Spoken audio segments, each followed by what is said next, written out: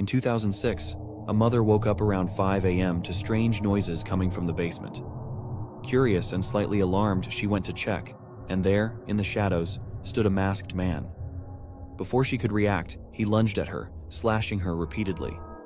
Her screams woke her husband, who rushed downstairs with the only thing he could grab, a screwdriver, and stabbed the attacker in the eye. But even that wasn't enough. The masked man overpowered him and began stabbing him relentlessly. As he lay there bleeding, the father looked up and asked one desperate question. "Why are you doing this?" The attacker leaned in and whispered, "This is what your daughter wanted." What no one could have imagined was that the couple's 12-year-old daughter, Jasmine Richardson, had planned the attack alongside her 23-year-old boyfriend, Jeremy Steinke. But their horror didn't end there. The two then went upstairs, where one of them brutally murdered Jasmine's 8-year-old brother, Jacob, who tried to fight back with a toy lightsaber. That night, Mark, Deborah, and Jacob Richardson were all killed. Jasmine and Jeremy fled the scene, but were arrested later that morning at a local 7-Eleven. Their motive? Jasmine's parents had forbidden her from dating Jeremy due to his age. Both were eventually convicted and sent to prison, making Jasmine one of the youngest people in Canadian history to be charged with multiple counts of murder. Imagine being murdered on the day you're leaving your abusive husband. That's what happened to Lynette Craft on June 28, 1999. She was packing her bags and planning on taking her 2 young sons with her when her husband Thomas unexpectedly came home. A few days later, part of her body was discovered in a McDonald's dumpster, and when Thomas was arrested, he admitted to dismembering and disposing of her body in several dumpsters. But he said he did so to hide the fact that she committed suicide, and the cause of death could never be determined. However, his son told police that he had walked in on his father watching a video on how to dismember a body prior to his wife's death. Yet Thomas only got 12 years and is out of prison right now. People are willingly signing up to this torture chamber to have their bones broken, their teeth smashed out, their heads shaved. People have been so messed up inside this house that they have begged to die. Welcome to McCamey Manor. Let's start with the waiver that you have to sign before you go inside. You can expect drowning, electric shocks, exposure to poisonous animals, to be slapped, shoved, restrained, and that it may result in broken bones, dislocation of limbs, crushed limbs, and blackouts. What is wrong with the people that are willingly going inside of this for fun? It's truly disturbing to me, the state that people come out of this house. Like, how is anyone going inside? It started back in the 2000s where a couple just decided they wanted to create a really creepy haunted house in San Diego. And it started off pretty standard haunted house stuff, the everyday things that you would expect to find. Actors there to creep you out, fake skeletons, fake blood, nothing wild. But as the years went on, it developed into something truly terrifying. It's so messed up it defies belief. There are apparently 24,000 people on the waiting list to go in. The couple in charge of this house look so normal, it's crazy to me, but this is a real life torture house where people come out with broken noses, shaking uncontrollably, and blood all over their faces. They're tied up, threatened with real working chainsaws, and then they're beaten up. And Russ, who invented the place, says that there is a real life threat of death, but that's part of the fun. I had someone have a full-on heart attack there. There's apparently a $20,000 reward for anybody who successfully completes the manor, but nobody has. People have been so outraged by McCamey Manor that they have put up petitions to get it shut down. They've had lawsuits come through, they've had cease and desists, but nothing's stopped them so far. Did you know that Brazil had its own real-life Dexter? He was the most prolific vigilante serial killer in history, a serial killer that only killed other criminals with a body count of way over 100 victims. Pedro Rodrigues Filho was born in the very small rural town of Santa Rita do Supacaí in Brazil. I tried to pronounce that right. If I did not, please let me know in the comments. Pedro's dad was a very abusive, violent man, so much so that Pedro was actually born with permanent brain damage after his dad kicked his mom in the stomach while she was very much pregnant with him. Pedro was the oldest of many kids, and he really took on that protective older brother role. The area that his family was from was not the greatest, and Pedro's family did not have a lot of money, so by the time that he was only 10 years old, Pedro was already working at the slaughterhouse. Something very important that you need to know about Pedro was that from a very young age, Pedro had a very strong strong sense of right and wrong, a very strong moral compass and moral code, which would be the first of many similarities between him and Dexter from the TV show Dexter. If you've never seen the show, highly recommend it. It's one of my favorite shows. But pretty much the character Dexter is a serial killer that only kills other serial killers.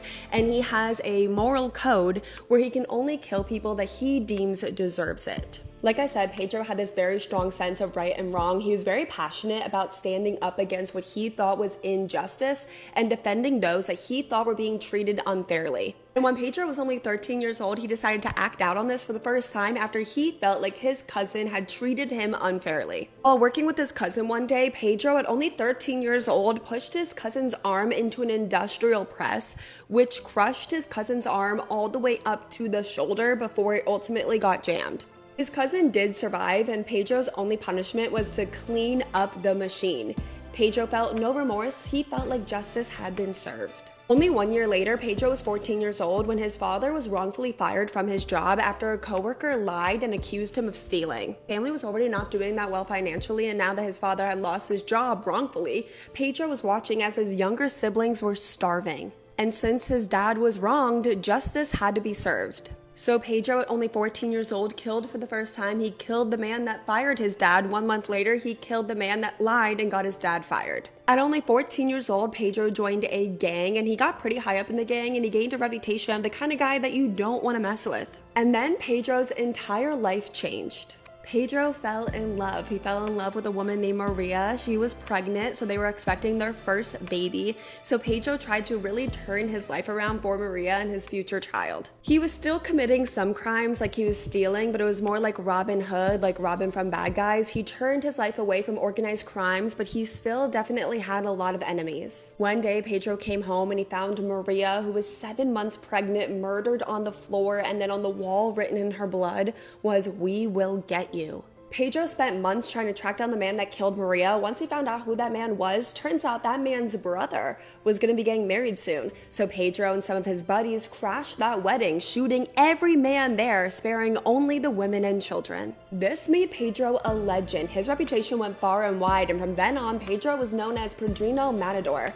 Everyone knew about the guy that massacred an entire wedding to avenge the love of his life and unborn child. After this, Pedro was definitely living it up like legend style. He got in a throuple with a pair of hot twins. He got "I kill for pleasure" tattooed. He was legit like living like a mob boss and was allegedly killing every single day, but of course, only bad guys. It was only people that Pedro thought deserved to die. If you hurt a woman or a child, if you stole from the elderly or from the poor, Pedro was going to kill you. And honestly, it wasn't that long until Pedro was arrested and sent to prison. But because Pedro killed other criminals and like bad guys, now that he was in prison, he was just surrounded by potential victims. Pedro was just in prison killing all the terrible people that he thought were not worthy of life. He was the judge, jury, and executioner. Scorned people would write Pedro letters in prison asking him to kill specific people that had wronged them or, took their loved one from them. They would even offer Pedro money, but he would only do it for free. Pedro actually claims that he killed up to 16 people in one day once while in prison. Pedro's confirmed number of victims is 71, I believe, but it's believed to be much, much higher. And then one day, Pedro was brought into the prison warden's office where he was told that his mother had been brutally attacked and murdered. She had been stabbed 21 times by Pedro's own father. And that his dad, who has just murdered his mom, stabbed her 21 times, was going to be coming to that exact same prison. And when his dad did arrive, Pedro killed him. He stabbed him 22 times, one more than his mom got. Despite being convicted of 71 murders and being sentenced to over 400 years in prison, Pedro was released in 2007 after serving only 31 years. And after being released from prison for the last time, Pedro completely turned his life around. He bought himself a pink cottage, was working on a farm, going to church, and was done with killing. And then, believe it or not, Pedro became an influencer. He became a social media star. He would post on YouTube, he would talk about his life, his crimes, he would do cooking videos, and even wrote a book. But even though it seemed like an entire lifetime had passed, for all the things that Pedro did, he obviously had a lot of enemies. In the very early morning hours of March 5th, 2023, while Pedro was visiting his sister, he was out relaxing on the front porch wherein a car with tinted windows pulled up. People jumped out and they killed Pedro execution style. He was 68 years old. Not gonna lie, this was such an interesting case to research. If you guys at all found this case interesting, I left so much information out, so highly recommend doing your own research on it. Thank you for everyone that suggested that I cover this case. If you watch to end this video, thank you so much. You have no idea what it means to me. Let me know all your thoughts on Pedro in the comments. I know people feel very strongly one way or the other about him. Some people think that he's a hero, and other people think that he's just another cold-blooded, evil, psychopathic serial killer. So let me know all your thoughts in the comments. Hope you guys all have a very safe Saturday night. Please be a good person to your fellow person. I will see you guys all tomorrow in my next video. What you're looking at is hands down one of the most unsettling, disturbing, and also most debated images ever taken. This photo was taken just moments after a violent car accident in 1984 that left one teenager dead on impact. His neck snapped as his car spun out of control and hit a tree. And as usual, when police arrived, they pulled out a camera and started documenting the scene. Back then, the officer was using a film camera, and when he had the film developed, this image stood out and honestly really scared him. In the photo, you can see what appears to be a ghostly face, frozen in terror, hovering above the crushed car. It's very unsettling, distorted, and it looks like their mouth is wide open in an agonizing scream. This is creepy, yes, but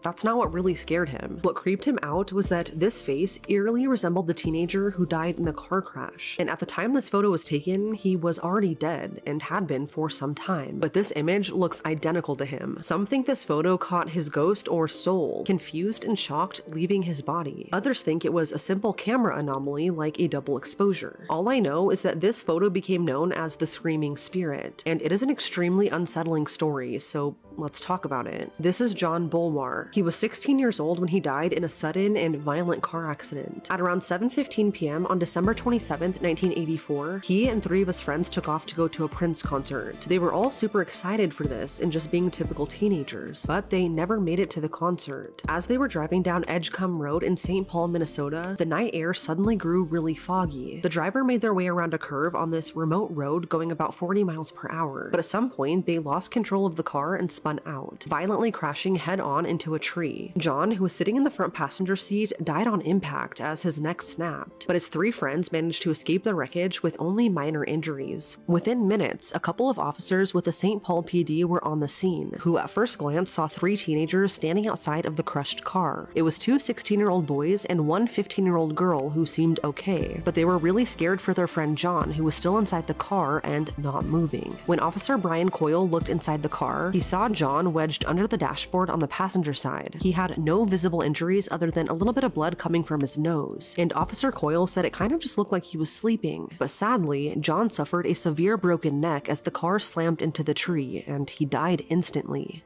At the time of the crash, he'd been sitting with his back up against the passenger side door, not against the seat as one would typically sit. So once he assessed the other teenagers, Officer Coyle took out the department's 35mm film camera and began to process the scene. As standard practice, he documented the accident site from all different angles, and this also included photos of John's body. Once he was finished, he went back to the police station, filed some paperwork, and turned in the roll of film to the technicians to be developed. Nothing seemed out of the ordinary, but a few days later, the technician called Officer Coyle and told him that he needed to show him something pretty urgently. When Officer Coyle got the photos back, this one sent chills up his spine, as it did for the technician. In the photo, which is clearly of the crumpled car, you can see a face looking down above it at about a 45-degree angle. This ghostly face looks frozen in terror, its mouth wide open in an agonizing, silent scream. And this is already pretty unsettling given the circumstances. But what's so eerie about this photo is that this screaming face mysteriously resembles John's face, who died instantly in the crash. He obviously wasn't outside of the vehicle, let alone above it, since he was already deceased at this point. So what the heck is this, and why does it look exactly like John? So Officer Coyle asked the technician what's going on in this photo, looking for any sort of explanation, but even the technician couldn't give him an answer. But this wasn't the only photo that was unsettling. The other photos that Officer Coyle took had lights streaming through it, and one photo of John at the accident site showed red beams of light coming out of his body. So according According to Officer Coyle, he took these photos to several different photoshops in the area, and he asked numerous experts to analyze them to try and offer some sort of explanation. But again, no one had any answers for him. Over the years, this unsettling photo has gone viral, and because of its unexplained creepy nature, it's become known as the Screaming Spirit. It's been the topic of major debate, and although we don't know what's really going on in the image, there are a few theories. Theory number one, which a lot of people believe, is that Officer Coyle caught John's soul leaving his body. Remember, these photos were taken just moments after he died, and some think that this is really John's face, that he's screaming and looks terrified because his soul was disoriented due to dying very suddenly, and because he was confused and trying to get help. Some psychics and mediums have weighed in on this photo and said that in many tragic deaths, the soul doesn't immediately realize that it has passed, and that John was surprised by his death and just trying to understand what just happened. Others say they can also see another object behind what appears to be John's face, and it resembles one of his old childhood dogs that had also passed away, which is also creepy. The only other theory, which many think is more logical, is that the photos were just the result of a camera anomaly. Since it was super dark out and had some reflections from nearby lampposts, they think the camera just malfunctioned. Cameras and photo development back then are known to obviously not be as good as today. Some think that Officer Coyle accidentally forgot to manually advance the film before documenting John's body, resulting in a double exposure. That maybe what we're looking at is actually another photo of John's real body that I guess just accidentally bled into another photo of the accident site. But if that was the case, the only question I have is why does it look like he's screaming? If he had already been dead and looked as if he was just sleeping, according to Officer Coyle, why did it now look like he was screaming in agonizing pain or terror? I guess that part doesn't really make sense to me. I feel like if it was a photo of his body that night at the scene, it wouldn't look like this. Going with this theory, some think that the camera was moved before the aperture closed, and that's why you have all of these lights and streaks in the image. This is a screenshot from an article by Skeptical Inquirer that I found to be really interesting. They go into detail about the background of photography and what likely caused these images to turn out this way, so pause to read if you'd like. But here's my issue with this theory that kind of makes me question it. Officer Coyle had the camera that he used to take these crime scene images with inspected for any damages, or really anything at all that would have caused this to happen. But the camera was perfectly fine. There were no technical faults or anything wrong with it at all. And Officer Coyle said that he thoroughly reviewed the accident site, and there were no physical objects in the way that could account for this apparition. In a later interview with Officer Coyle, he went on to say in regards to this ghostly face, quote, "The figure appeared to be an agony and had a distinct profile. There were some images on the pictures that definitely weren't there when I took the photos, and that I didn't have an explanation for. I just couldn't explain what it was." End quote. I don't know what to believe about this image other than the fact that it is incredibly unsettling. I mean, you can't deny that it definitely resembles John, which is so eerie. I came across this photo and story the other day and I literally cannot stop thinking about it and what John went through, which must have been horrifying. It's something that to this day really has no explanation. In my mind, simply cannot comprehend that. But it's now been 41 years, and whatever happened when these photos were taken remains a mystery. I wouldn't watch this video unless you're feeling very mentally stable. Just a warning, even for me, the details of this case were incredibly harrowing and difficult to get through. This adorable little girl is Megan Kung.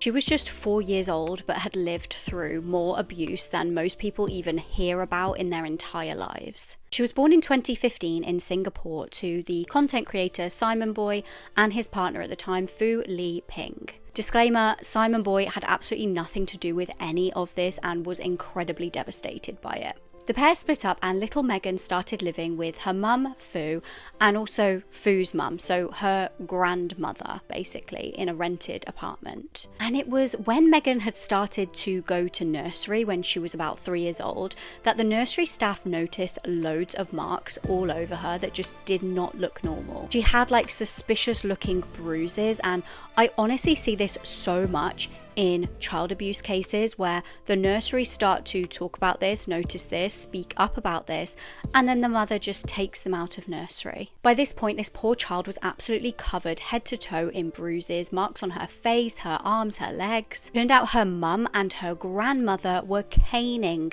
this little child, this tiny 3-year-old girl. And you might be wondering where the child's dad was, Simon Boy. Well, I believe he was actually in prison at this point. He's been very honest and open about his struggles with substances over the years, and he's been in prison and also at rehab. Since then, he has totally changed his life around, but at this point, he was not looking after his child. So while Megan was in custody of her mum and her nan, she was going through absolute hell, but things would only get worse when her mum met another guy. This was Wang Shi Zhang.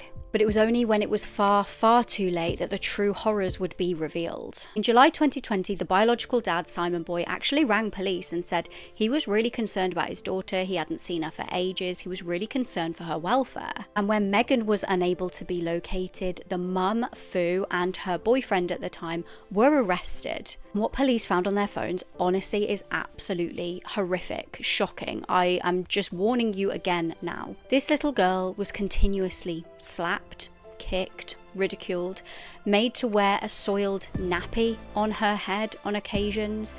The boyfriend made the little girl eat food from the bin, forced her to sleep outside in a planter. They did substances in front of her. They didn't care what the weather was outside. She was being locked out there to sleep. She also, bless her, had a real fear of water, so just basically to be cruel, they would spray water at her. They found this funny. They had absolutely no regard for this little girl's well-being at all. It was truly evil how they treated this girl. In February 2020, things came to an end when the boyfriend, Wong, punched the helpless child in the stomach, killing her.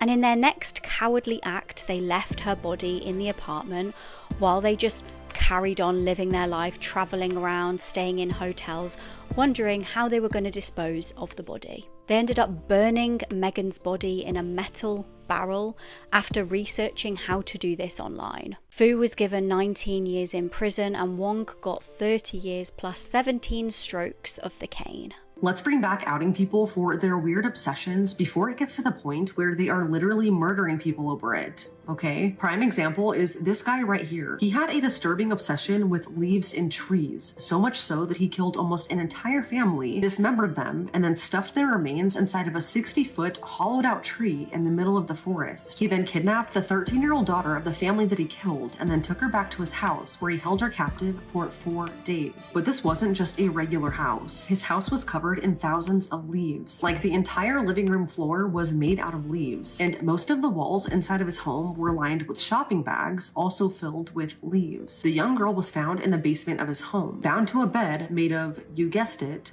leaves. Some people have weird obsessions, but this guy takes it to a whole other disturbing level. So let's talk about it. The story begins with 13-year-old Sarah Maynard and her family. She lived in Howard, Ohio with her mom Tina and her little brother, 11-year-old Cody. They were a really normal, loving family who lived in the type of neighborhood where nothing bad ever happens. And living close by was Tina's best friend, Stephanie Spring. So really, they had everything they could have ever wanted. But on November 10th, 2010, 3 out of the 4 of them would end up dead, and life would never be the same. That morning, 30-year-old Matthew Hoffman, who was currently unemployed but used to be a tree trimmer, emerged from the woods in front of the family's home. He had gone camping on a whim the night before, and that morning when he walked out of the woods, he spotted Tina coming out of her home. This was at around 10 that morning, and once she left, he proceeded to sneak into her home through an unlocked garage door. His plan, or so he says, was to just rob the home and quickly leave. But this plan was interrupted when just a few minutes later, Tina returned home with her best friend, Stephanie. As they walked through the door and interrupted Matthew, he attacked, brutally stabbing them both repeatedly in the back and chest. As he was killing them, he was interrupted once again by Tina's children, 13-year-old Sarah and 11-year-old Cody. Matthew then went on to kill Cody by stabbing him multiple times as well, and he said that he spared Sarah's life because he thought he could subdue her. After he killed them all, he tied Sarah up and blindfolded her, and then he loaded their bodies up into Tina's truck. What's so horrifying to think about is that he then forced Sarah into the truck, and she didn't realize this until much later, but she was forced to lay on top of her family's bodies. Matthew then drove them to his home just outside of Mount Vernon, about 20 minutes away, and then he bound and gagged Sarah, leaving her in his basement. Matthew then proceeded to dismember Tina, Stephanie, and Cody's bodies, putting their remains into garbage bags. He then took their remains to the middle of the woods in the Kokosing Wildlife Preserve, and using a rope and pulley system for scaling trees, he stuffed their body parts into a 60-foot hollowed out tree. When he went back to his home, he repeatedly repeatedly SA'd Sarah over a period of 4 days. So while this was all happening, the family was reported missing, and when police went to their home to conduct a welfare check, they found a gruesome scene. Tina's truck was missing, but then their sights landed on something in the garage. As they were scouring the scene, investigators found a Walmart shopping bag and a receipt for some tarps in Tina's garage, and to them, they looked out of place. So they tracked these back to a local Walmart and reviewed the security footage. This is when they saw Matthew Hoffman buying these items, and the cashier that checked him out said that he was a little odd. Luckily, the security footage showed Matthew getting into his car and driving away, and using the motor vehicle records, they were able to figure out his name and where he lived. But that's not all. They also found his driver's license photo, and what's crazy is that he was wearing the exact same shirt in his license photo as he was in the Walmart security footage. It wasn't long after this that Tina's truck was found nearby, but what's also crazy is that Matthew was literally pulled over in this exact same area after the discovery. He was even questioned by police about what he was doing in the area, but I guess he gave them a good enough answer because they initially let him go. It wasn't until everything was pieced together, Matthew being pulled over in the same area where Tina's truck was found, paired with the sketchy Walmart security footage, that police decided to raid his home, and what they found is chilling. They raided his home on November 14th, 2010, and upon entering his house, one thing immediately stood out. There was hardly any furniture, but even creepier is that thousands of leaves were all over his living room floor. Like, it was stuffed with so many leaves, and then they found even more. His bathroom and the other walls in the house were lined with over 100 bags of leaves, and there were so many bags just piled up that police really thought that they were going to find bodies underneath everything. Investigators then stumbled across a freezer, and inside were a bunch of red popsicles and 2 dead squirrels. But then they made another discovery. Inside Matthew's basement, blindfolded and tied to a bed made of leaves, was Sarah, and she was still alive. Needless to say, Matthew was quickly arrested, and it was then that he wrote a 10-page confession letter detailing where authorities could find his victims' bodies. There was one stipulation though, according to him. He would only tell them where the tree was that Sarah's family was stuffed into if authorities promised to not harm the tree getting them out. Initially, when police and cadaver dogs were brought to the scene, the dogs didn't alert on the tree because the trunk was too thick, so they almost missed finding them. But eventually police climbed up this massive tree, and when they got to the top and looked inside, there they found the dismembered bodies of the 2 women, Tina and Stephanie, and Tina's 11-year-old son, Cody. After they retrieved their bodies, police cut the entire tree down. Matthew confessed and told them all of the little details to get out of the death penalty. He initially told police that he just found Sarah in his home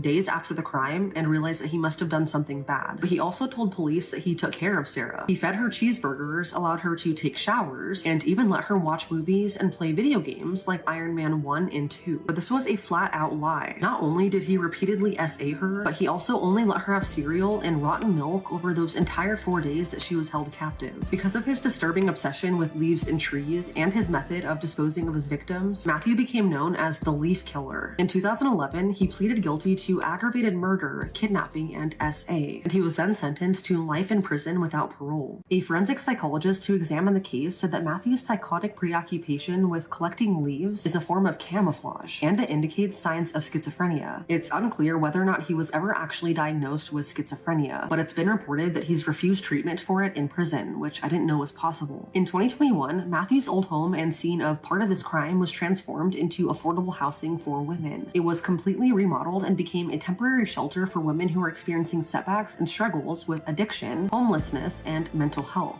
So now the house that was once used to hurt women and children can now help them in their darkest moments. Sarah had to grow up and adjust to a new life without her family, which was understandably hard, but she became a pillar of support for other women and children who have gone through similar things. This is one of those cases that's just so terrifying because of how random it was. The Maynards were just a normal family going through a regular day in their lives, only for their lives to be taken from them in the most brutal way. And it's just scary that people like Matthew still exist, just waiting for the right time to strike.